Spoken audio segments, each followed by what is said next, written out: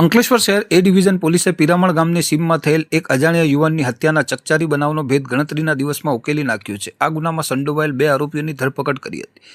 પ્રાપ્ત વિગતો અનુસાર ગત તારીખ 21મી ઓક્ટોબરના રોજ પિરામણ ગામની નવી નગરીની સામે આવેલ જાડી ઝાકરવાળા અવ્યવહારુ જગ્યા પર એક અજાણ્યો યુવાન માથાના ભાગે ગંભીર ઇજાઓ સાથે બેભાન હાલતમાં મળી આવ્યો હતો. તાત્કાલિક તેને સારવાર અર્થે ભરૂચ સિવિલ હોસ્પિટલ ખાતે ખસેડવામાં આવ્યો હતો, જ્યાંથી વધુ સારવાર માટે વડોદરાની SSG હોસ્પિટલમાં રિફર કરાયો હતો. તબીબી તપાસ દરમિયાન જાણવા મળ્યું હતું કે ઇજાગ્રસ્ત યુવાન ખેડા જિલ્લાના નાના કોતરિયા ગામનો વતની વિષ્ણુકુમાર ગણપતિ રાઠોડ છે. જોકે કમનસીબે ટૂંકી સારવાર દરમિયાન તેનું મોત નીપજ્યું હતું. આ ઘટનાને પગલે અંકલેશ્વર શહેર એ ડિવિઝન પોલીસે હત્યાનો ગુનો નોંધીને તપાસના ચક્રો ગતિમાન કર્યા હતા. પોલીસની સઘન તપાસ દરમિયાન પોલીસે આ ગુનામાં સંડોવાયેલ 2 આરોપીઓને ઝડપી પાડ્યા હતા. ઝડપાયેલ આરોપીઓમાં ખેડાના ગોબરિયા ઉર્ફે સુનિલ દિનેશ કતીજા અને એક 16 વર્ષીય કિશોરનો સમાવેશ થાય છે. પોલીસ પૂછપરછમાં બંને આરોપીઓએ હત્યા પાછળનું કારણ જણાવ્યું હતું, જેમાં આરોપીઓએ કબૂલાત મુજબ તેઓએ મોબાઈલના પૈસાની અદાવત રાખીને વિષ્ણુકુમાર રાઠોડની હત્યા કરી હતી. પોલીસે બંને આરોપીઓની ધરપકડ કરીને કાયદેસરની કાર્યવાહી હાથ ધરી છે અને આ ગુનામાં વધુ કોઈક વ્યક્તિ સંડોવાયેલ છે કે કેમ